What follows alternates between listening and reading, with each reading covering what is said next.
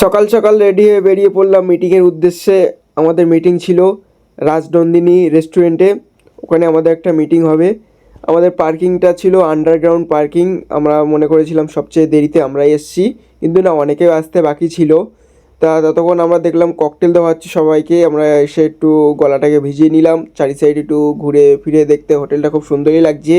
তারপরে দেখলাম মাথার চুলের অবস্থা খুব খারাপ, রাস্তার যা ধুলো, মাথার চুল পুরো একদম লণ্ডভণ্ড হয়ে গেছে। তারপরে আমাদের যারা যারা এসছি, আমাদের যাদেরকে ইনভাইট করা হয়েছে তাদের নামটা নেওয়া হচ্ছে, তারা কতজন এসছে। তারপরে চলে গিয়েছিলাম খাবারের কি ব্যবস্থা আছে। অনেক কিছুই খাবারের ব্যবস্থা আছে, রসগোল্লা, মটন কষা, এমন কিছু নেই যে খেতে পারবো না, সব কিছুই খেতে পারবো। তারপরে দেখতে দেখতে চলে আসলো স্যালাডটা খুব সুন্দরই সাজানো ছিল, উপরে টমেটো, তারপর পেঁয়াজ, তারপরে গাজর, তারপর শসা, খুব সুন্দরই লাগছে। এই হোটেলটার দুটো মুখ ছিল, কোনটা এক্সিট কোনটা এন্ট্রি ভেবেই পাচ্ছিলাম না, এমন একটা ব্যাপার।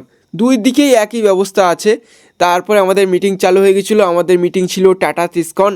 এখানে চালু হতেই প্রথমে শেখাচ্ছে কীভাবে কভার ব্লক দিতে হবে, রডটা কীভাবে বান্ডিং করতে হবে, কত কোথায় ব্যবহার করতে হবে, কীভাবে কোন রিং সাইজ কোথায় দিতে হবে, অনেক কিছু বলছে। টাটার একটা নতুন প্রোডাক্ট লঞ্চ হয়েছে, টাটার ইট। এই ইটের দাম কত হবে, কীভাবে ব্যবহার করতে হবে, কোন জিনিস লাগে ইট মানে বসাতে গেলে, সব বোঝাচ্ছিল। তা আবারও একটি নতুন ভিডিও ফিরে আসবো। টাটা।